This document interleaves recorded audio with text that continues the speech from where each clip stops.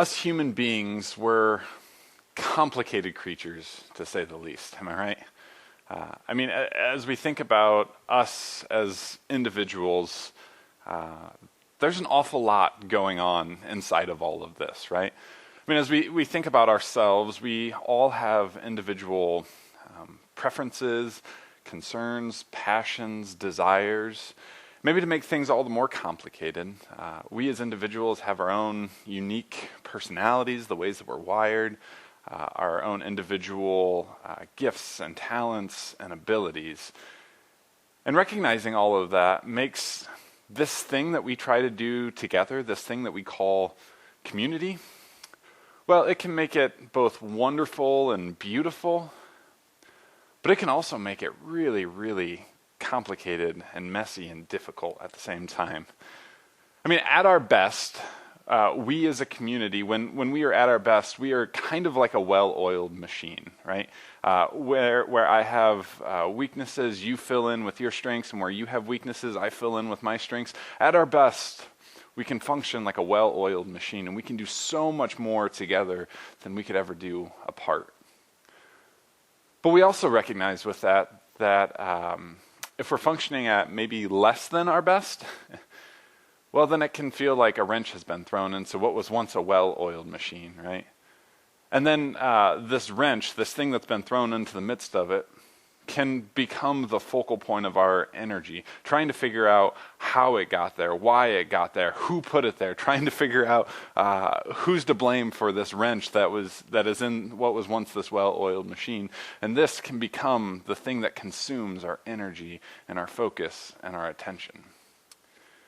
Now we have a word for this wrench that gets thrown into what was once a well-oiled machine, and that word is conflict. Now, I recognize that just uttering the word conflict can make some of our skin crawl, right? Some of us are feeling shortness of breath, maybe a little bit of anxiety. I don't know many of us that enjoy conflict, but I think it's important that we recognize what we know about conflict. One of the first things that we know about conflict is that conflict is inevitable. If you have ever tried to work with another person, you recognize that you bring all of your individual concerns, passions, gifts, desires, talents, abilities, all of that. And the other person is also bringing all of their own individual gifts, talents, personality, passions, gifts, abilities, all of these things together. And sometimes it doesn't always mesh super well, right? And so that's where conflict can come in. So think about any sort of relationship that you have in your life, whether it be a spouse or a roommate, a parent, sibling, neighbor, coworker, whatever it may be. I'm willing to bet that like 99.9%, there's a 99.9% chance that there has been conflict in that relationship at some point along the way. And that's just simply because conflict is inevitable. I think another thing that we know about conflict is that conflict is tricky. What conflict is we have person A and person B who have something between them, and person A understands it one way and person B understands it one way. And as we try to figure this out and work it out together, that's tricky, right? There's an old adage that says that anytime that there's conflict between two people, there's actually three stories at play. There's person A's story of what happened, person B's story of what happened, and then the third story is the truth of what actually happened. And I think that there's some sort of truth there, right? When we're dealing with conflict, we have person A and person B and their story, their perspective, and I think the truth lies somewhere in between. So conflict's tricky because we're trying to sort this out and trying to smooth things out and make peace together in this. I think the last thing that's important to acknowledge about conflict is that conflict doesn't have to be the end of the story. I think for many of us who fear conflict or feel this anxiety about talking about conflict, it's because we've never seen conflict done well. And conflict for us in our past has been the end of the story. That conflict came up and that was the end all be all and we couldn't move past it. But I want to suggest that maybe there's a better way of moving forward rather than just letting conflict be the end of the story. In his book, Anabaptist Essentials, author Palmer Becker writes, "When they encounter conflict, followers of Christ are encouraged to think reconciliation rather than decide quickly who is right or wrong." See, I think for many of us who fear conflict or feel this anxiety or tension around conflict, it's because we haven't seen conflict done well. And we've approached conflict, we've seen it where people have tried to decide quickly who's right or wrong, who's to blame, where can we pass the buck. And I think Becker's onto something here when he says that maybe there's a better way, particularly for those of us who are following Jesus. And rather than trying to decide who's right or wrong, who's to blame, maybe we should be thinking reconciliation instead. How can we bring this division to a close? How can we work to create peace and bring healing to this wound? Now, this, of course, brings us to our value that we're going to be looking at this morning, which is reconciliation. We as a church want to be about this. We want to be about stepping into the gaps, working to create peace, to bring healing in a world where there is so much pain. So this morning, what I want us to do is look at a story of conflict. And I want us to wrestle with it and see if there's some things that we can learn from this as we think about us as a congregation, as a community, and holding reconciliation as a value for us. So the story that I want us to look at is the story of Jacob and Esau in the book of Genesis. Now, Jacob and Esau are brothers, but more than just brothers, they're twins. Now, Esau was the firstborn, so he's the oldest twin, and then Jacob was the secondborn, so he's the youngest of the twins. And in the ancient world, this meant something important, because the firstborn son would receive a birthright, and they would receive their father's blessing, which in the ancient world was like the most important thing you could have as a firstborn, and it was something that you did not dare to touch. Well, Jacob, the younger brother, whose name means something like the heel grabber or deceptive or riding the coattails of others for success, something along those lines, right? Jacob does exactly that. He tries to steal his brother's birthright and his brother's blessing. And he does so by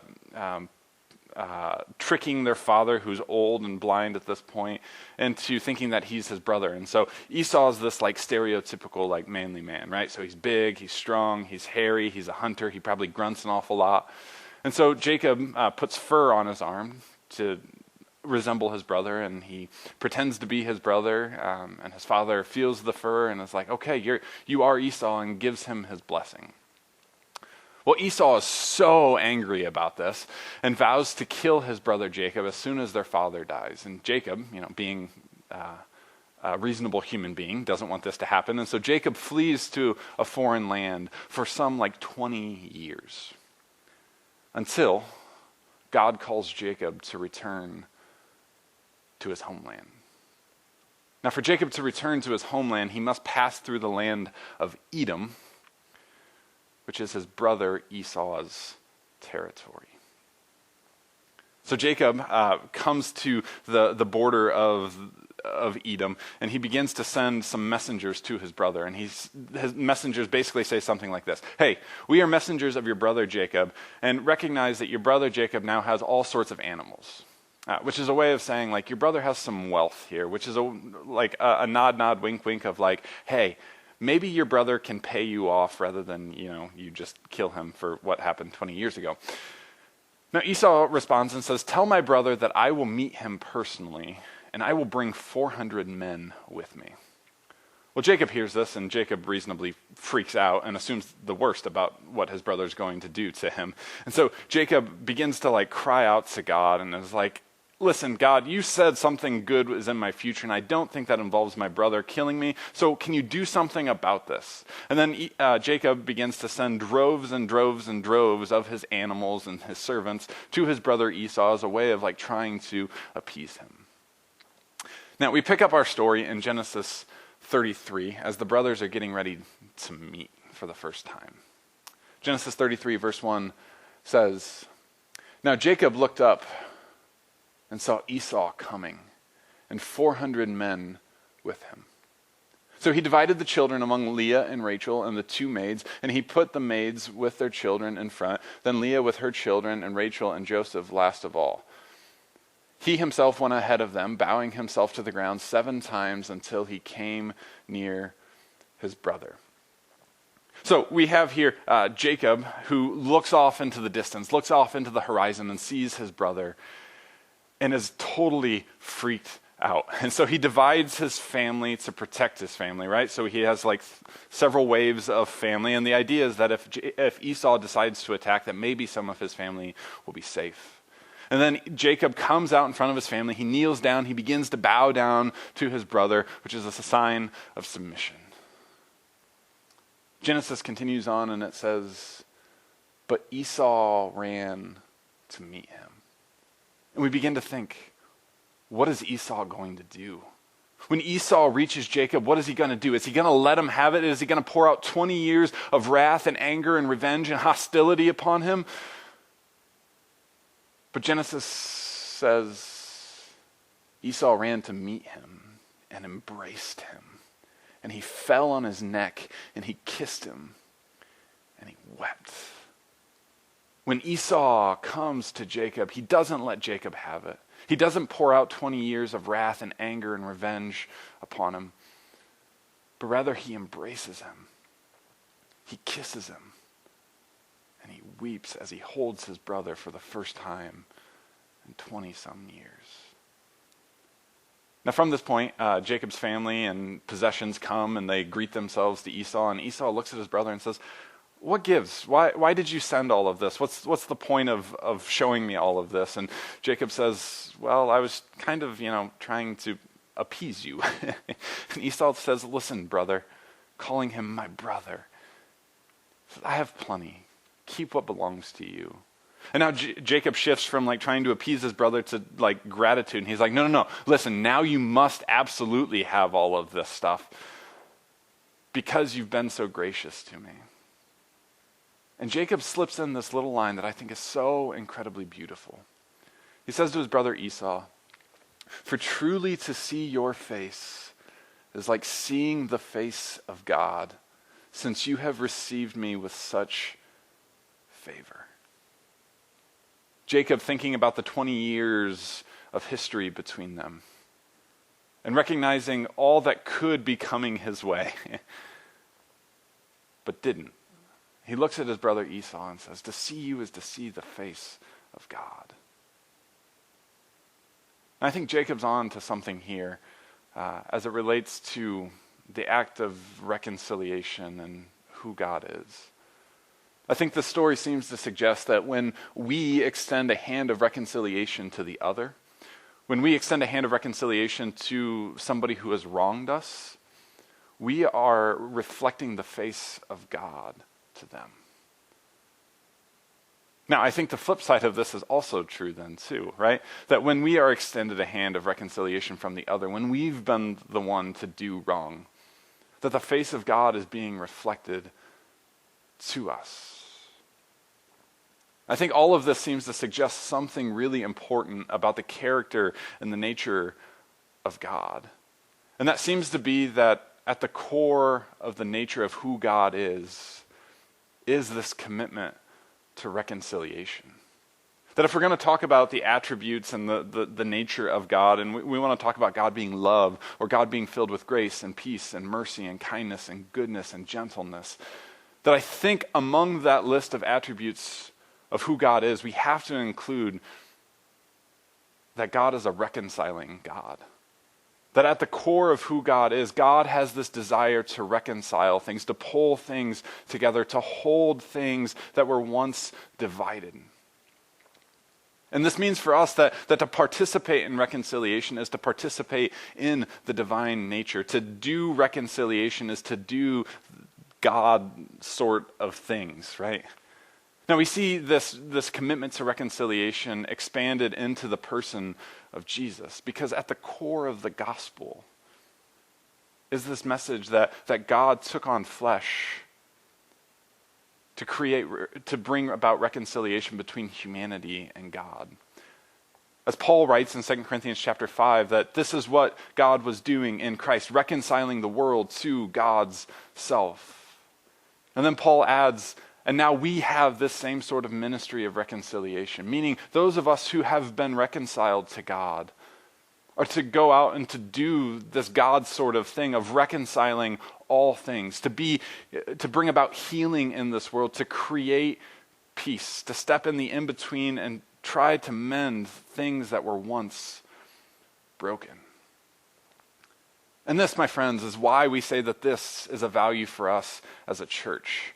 Because we see this at the core of who God is, and we see this in the life and teachings and death and resurrection of Jesus. And if we're going to be a church that is following Jesus, then we want to hold reconciliation as a value for us. Now, as we think about holding reconciliation as a value for us as a community, I want us to come back to the story of Jacob and Esau, because I think that there are some things that we can learn about what it means to hold reconciliation as a value. So the first thing is that if we're going to have reconciliation as a value for us as a church, it means that we own our part and we extend grace. When we look at the story of Jacob and Esau, we see Jacob crying out to God, recognizing that there's probably something that he did in their past, and he's trying to own up to that in some way. We see later in the story, there's a strange episode between Jacob and God where they're wrestling, and it seems like Jacob is wrestling with his identity, with his very name of being one who kind of deceives, who grabs the heel, who rides other people's coattails, and he's wrestling with his past. And it seems like he's owning his part in this. And I think for us as a community, it means that we're a community of humility, and it recognizes that somewhere along the way, we're gonna mess up. We're gonna say the wrong thing. We're gonna do the wrong thing. We're gonna have a tendency to miss the mark. And so let's just be honest about it. When that happens, let's just own our part and say, I'm sorry, I did wrong. But to be a community of humility also means that we extend grace, recognizing that on any given day, I could be the one in the wrong. And so we extend grace because grace works in reciprocity. It's a reciprocal thing that as we receive grace, we give grace. And as we give grace, we receive grace. And so we step into this reciprocal flow of grace and this community of humility, and we extend grace as we've received it. Now, this also means for us as a congregation that we want to have a willingness to step into the in-between. So as we think about Jacob and Esau meeting each other for the first time, we think about Jacob looking off and seeing Esau at the horizon and trying to imagine all that is between him and his brother. I can't help but assume that Jacob thought that there was 20 years of hostility between them, 20 years of anger, of animosity, of this growing desire for revenge from his brother Esau. But as the two brothers come together and as Esau chooses to embrace his brother, we recognize that there is actually something different in the in-between of these two brothers. And what we find in the in-between is God. See, God is in the in-between. Anytime that we have conflict between us and another person, we find that there isn't just all that's between us, but rather that God's very self is in the in-between. And anytime that we step into the in-between, we are stepping into sacred space. See, reconciliation is so incredibly risky. It can be difficult, excruciating, and even painful work. But as we step into the in-between to extend a hand of reconciliation to the other, we recognize that we are not doing this alone. We are doing so stepping into the space where God is. And we recognize that as we step into this space, we are stepping into sacred space. And finally, and I think this is an important one for us to acknowledge if we're going to hold reconciliation as a value. And that is that reconciliation doesn't always mean reunification. And this one may seem like a bit of a oxymoron, I get that. But as we look at the story of Jacob and Esau, here's how it ends. Esau says, "My brother, will you travel with me?"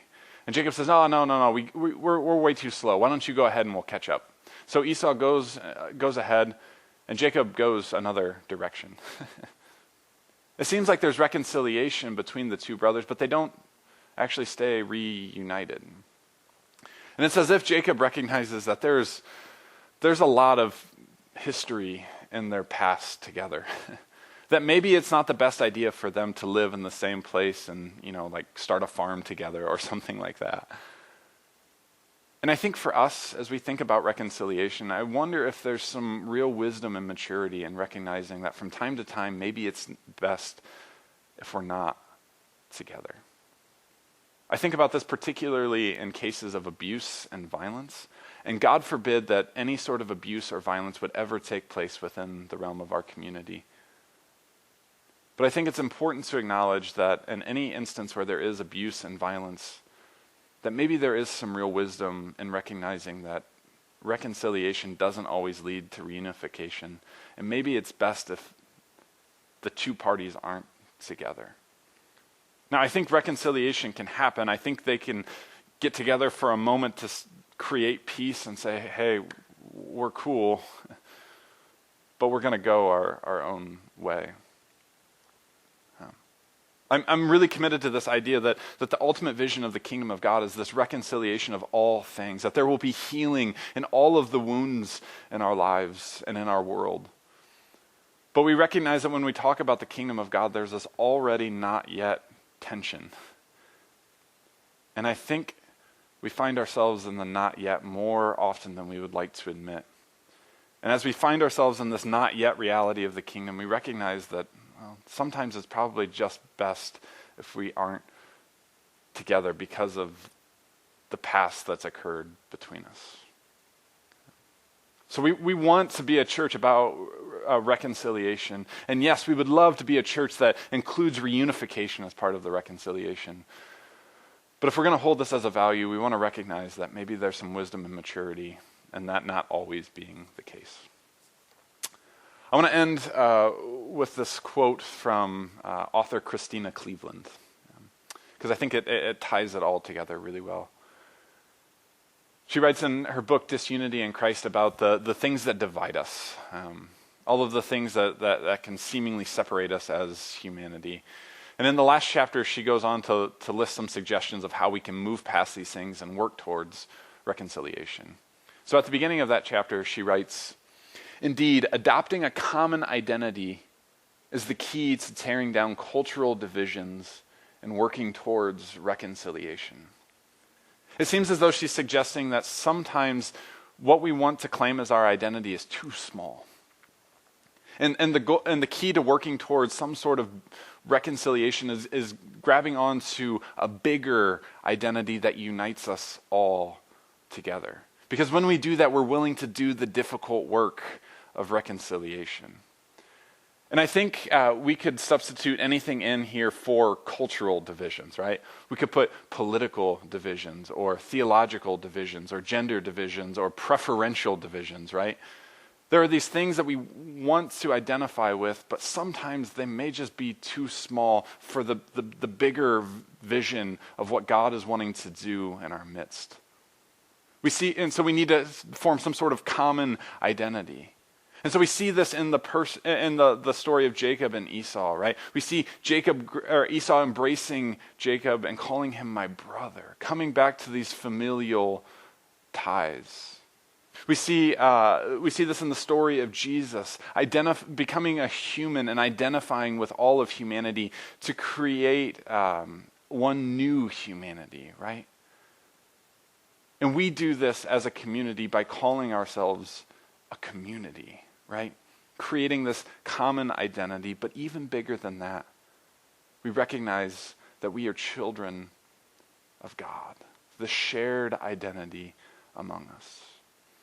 So we're gonna disagree, we're gonna have conflict, but let's disagree well. Let's do conflict well.